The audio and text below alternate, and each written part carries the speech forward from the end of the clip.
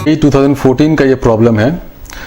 इसमें दे रखा है कि a parallel plate capacitor has a dielectric slab of dielectric constant K between its plates that covers 1/3 of the area of its plates as shown in the figure.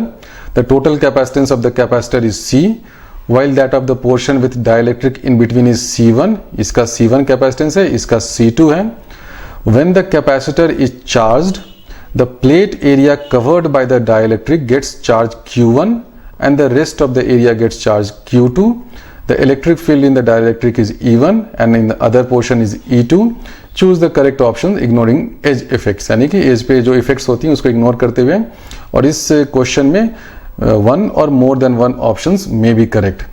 अब देखिए इस question में क्या है कि एक कैपेसिटेंस है, उसमें डाइलेक्ट्रिक डाल रखा है और उसके बाद उसको चार्ज कर रखा है।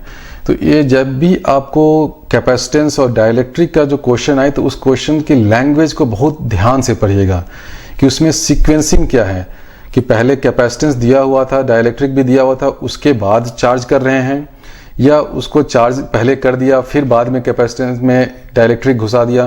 क्योंकि आपके जो आंसर होते हैं सब कुछ उस पर डिपेंड करते हैं कि किस सीक्वेंस में उस कैपेसिटेंस में डाइलेक्ट्रिक डाल रहा है, या चार्जिंग पहले हो रहा है या चार्जिंग बाद में हो रहा है, या बाद में उसको बैटरी से कनेक्ट कर दिया, डिसकनेक्ट कर दिया।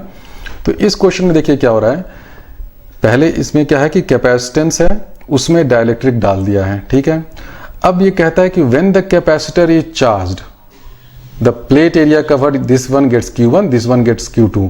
कैपेसिटेंस इन चार्ज का क्या मतलब है कि इस कैपेसिटेंस को मैं एक battery plus minus V volt से कनेक्ट कर दूंगा। तो जैसे ही इसको मैं प्लस माइनस V वोल्ट से कनेक्ट कर दूंगा, इस पे चार्ज आ जाएगा, Q1 Q2 ये आ गया। अब उसके बाद आप इस बैटरी को हटा दें या रखे रहें, कोई अंतर भी नहीं पड़ने वाला है, क्योंकि एक बार ये चार्ज हो गया तो ये कैपेसिटेंस का काम ही होता है उस वोल्टेज को, उस चार्ज को स्टोर करके रखना, जब तक इसमें और कुछ इस सर्किट में ना किया जाए। तो पहले क्वेश्चन में पूछ रखा कि E1 और E2 का क्या रेशियो होगा। अब देखिए इसको हमने V से चार्ज कर रखा है, तो यहाँ पे भी पोटेंशियल डिफरेंस इन दोनों के बीच V होगा। इलेक्ट्रिक फील्ड और पोटेंशियल डिफरेंस के बीच में क्या रिलेशन होता है, ये हम जानते हैं, V2 minus V1 is equal to minus integral E dot dr integral from 1 to 2। ये हमने एक बहुत ही जनरल सा फॉर्मूला लिख दिया है। अगर E कांस्टेंट हो और ये अगर बिल्कुल ये E और dr सेम डायरेक्शन में हो तो इस फॉर्मूले को हम लोग ऐसे भी लिख देते हैं कि V is equal to E into D, where D is the distance between the plates. तो अब इस क्वेश्चन में ये जो क्वेश्चन की वर्डिंग है और जो क्वेश्चन में जो सीक्वेंस है उसमें क्या दे रखा है कि इस कैपेसिटेंस के जो प्लेट्स हैं उनके बीच में पोटेंशियल डिफरेंस V है। तो यहाँ पे भी जो इलेक्ट्रिक फील्ड होगा वो भी क्या होगा, V बाई डी होगा। यहाँ पे भी जो होगा वो V बाई डी होगा, इसलिए E1 by E2 is equal to 1 होगा। ऑप्शन ए करेक्ट होगा, ठीक है।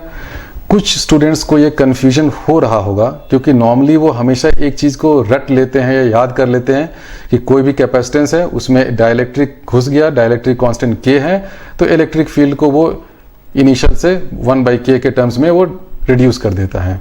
तो उन स्टूडेंट्स को कन्फ्यूजन ये होगा, ये जो ऑप्शन है ये ट्रैप ऑप्शन है, ये इनकरेक्ट है।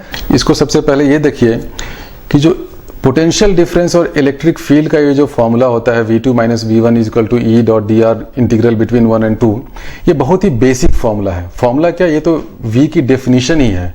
हम लोग पोटेंशियल को डिफाइन ही ऐसे करते हैं, और ये आपने चैप्टर 1 या चैप्टर 2 में कहीं पढ़ा होगा, बिल्कुल इलेक्ट्रोस्टैटिक्स के इनिशियल में, जहां आपने कैपेसिटेंस, डाइलेक्ट्रिक और ये सब चीज़ों कहीं के बारे में सुना भी नहीं होगा। यानी ये एक बहुत ही बेसिक रिलेशन है। उस सर्किट में डाइलेक्ट्रिक है नहीं है, क्या है नहीं है, अगर आपको मालूम है कि पोटेंशियल डिफरेंस यहाँ पे V है, यहाँ पे 0 है, तो इसके अंदर में आप कुछ भी डाल दीजिए, ये रिलेशन ट्रू होगा। इलेक्ट्रिक फील्ड जो है वो V बाई डी होगा। तो फिर आप सोच रहे होंगे कि फिर इस डाइलेक्ट्रिक का काम क्या है। सही बात है, उसका काम क्या है, उसके कारण नुकसान क्या हुआ, उसके कारण इलेक्ट्रिक फील्ड कैसे घटा या बढ़ा, क्या हुआ। तो मैं बताता हूँ क्या उसका काम है। अब मैं इस V को भी यहाँ से हटा देता हूँ। ये कुछ लोग को ये लग रहा हो कि मैंने क्वेश्चन के ही क्वेश्चन को ही चेंज कर दिया है। क्वेश्चन में तो ये नहीं दे रखा था कि ये जो कैपेसिटेंस है ये बैटरी और V से कनेक्टेड है, नहीं दे रखा था। लेकिन आप क्वेश्चन की वर्डिंग देखें, इसमें क्या दे रखा है कि कैपेसिटेंस को पहले डाइलेक्ट्रिक डाल दिया, उसके बाद उसको चार्ज किया। चार्ज आप किससे करेंगे, बैटरी से ही करेंगे ना, बैटरी से इसको कनेक्ट करके चार्ज किया। जब आपने चार्ज किया, अब उसके बाद आप इस बैटरी को हटा लें, कोई अंतर नहीं पड़ता है, क्योंकि कैपेसिटेंस का काम ही होता है कि वो उस चार्ज को, उस पोटेंशियल डिफरेंस को मेंटेन करके रखेगा। जब पोटेंशियल डिफरेंस को इसने मेंटेन करके रखा तो यहाँ पे पोटेंशियल डिफरेंस जो है ये मेरा V रहेगा, यहाँ पे 0 रहेगा, मतलब पोटेंशियल डिफरेंस V रहेगा, इलेक्ट्रिक फील्ड जो है वो V/d हो जाएगा। जैसे देखिए इसी क्वेश्चन की अगर लैंग्वेज को थोड़ा सा चेंज कर देते हैं, उसमें क्या करते हैं कि इस कैपेसिटेंस को बोलते हैं कि हमने इसको चार्ज कर दिया है कुछ भी चार्ज Q से, उसके बाद अगर इसमें बोलते हैं कि हमने एक डाइलेक्ट्रिक स्लैब इंसर्ट कर दिया है, और तब अगर पूछते हैं कि E1/E2 की रेशियो क्या है, तो ये आंसर कुछ और होता है। लेकिन अभी क्या किया है कि क्वेश्चन में इनिशियली ही पहले ही डाइलेक्ट्रिक को डाल दिया है, अब वो फिक्स हो गया, उसके बाद उसको चार्ज किया तो पोटेंशियल डिफरेंस V ये फिक्स हो गया। अब ये जब फिक्स हो गया है तो अगर V आपका फिक्स है तो जो इलेक्ट्रिक फील्ड है वो V/d होगा। अब दूसरे ऑप्शन में हम लोग देखते हैं Q1/Q2 या C/C1 में किसकी रेशियो इक्वल होता है। तो सबसे पहले देख ले कि अगर ये C1 है, जो ये वाला है, जो उसका क्या वैल्यू होगा, ε0 A। अब टोटल एरिया अगर मानते हैं कि इस कैपेसिटर का A था तो ये 1/3 है डाइलेक्ट्रिक से, तो ये A/3 हो जाएगा, और डाइलेक्ट्रिक कांस्टेंट K है, इसके कारण K का फैक्टर डिवाइडेड बाय D हो गया, तो ये मेरा C1 हो गया। C2 क्या हो जाएगा, ε0, अब ये एरिया क्या होगा 2A/3 होगा, तो 2A/3 इंटू D हो गया, ये C2 हो गया। अब Q1 इज इक्वल टू क्या होगा, C1 टाइम्स V, क्योंकि ये पोटेंशियल डिफरेंस V से चार्ज हुआ है। Q2 इज इक्वल टू क्या हो जाएगा, C2 टाइम्स V, क्योंकि पोटेंशियल डिफरेंस इसका भी V है, तो Q1/Q2 is equal to C1/C2। अब C1/C2 की वैल्यू आ रही है, यहाँ से आप निकालेंगे तो आएगी C1/C2 की वैल्यू K/2, यानी Q1/Q2 होगी K/2। ये ऑप्शन तो गलत हो गया, ये करेक्ट नहीं होगा। अब देखते हैं ऑप्शन डी करेक्ट है या नहीं।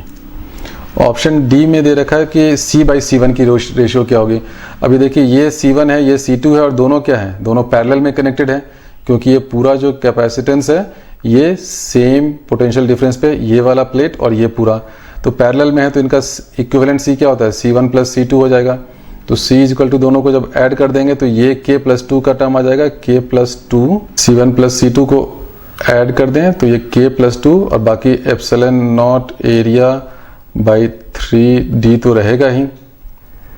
अब इसलिए हम लोग जब C/C1 की रेशियो निकालते हैं तो C में ऊपर क्या है, K+2 का टर्म है, बाकी तो ε0 A/d कॉमन ही है, और C1 में क्या है, K का टर्म है ऊपर में, और बाकी 3D और ε0 और A दोनों का कॉमन है, तो C/C1 is equal to K+2/K, यानी ये ऑप्शन करेक्ट है, यानी इसमें A और D ऑप्शन करेक्ट है। ट्रिक वाली बात थी ये वाला देखना, A और B में कौन सा करेक्ट है। कुछ स्टूडेंट्स कंफ्यूज कर जाते होंगे हमेशा डाइलेक्ट्रिक स्लैब को देखते ही कि इलेक्ट्रिक फील्ड है उसको 1/K से डिवाइड कर दो। इस क्वेश्चन में नहीं होगा, क्योंकि हमने जो है डाइलेक्ट्रिक स्लैब को चार्जिंग से पहले डाल दिया था, उसके बाद उस कैपेसिटर को चार्ज किया मतलब उसको पोटेंशियल डिफरेंस V दोनों प्लेट्स के बीच में लगा दिया। जब पोटेंशियल डिफरेंस आपने लगा दिया एक बार V2 - V1, तो E आपका फिक्स हो गया, तो E = V/d होगा, यानी E1 और E2 दोनों इक्वल होंगे।